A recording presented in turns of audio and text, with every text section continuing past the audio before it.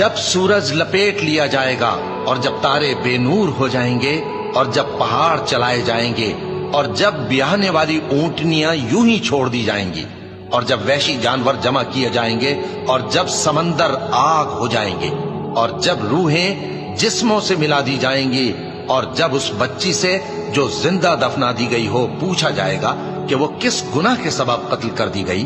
اور جب اعمال کے دفتر کھولے جائیں گے اور جب آسمان کی کھال کھینچ لی جائے گی اور جب دوزخ کی آگ بھڑکائی جائے گی اور جب بہشت قریب لائی جائے گی، تب ہر شخص معلوم کر لے گا کہ وہ کیا لے کر آیا ہے۔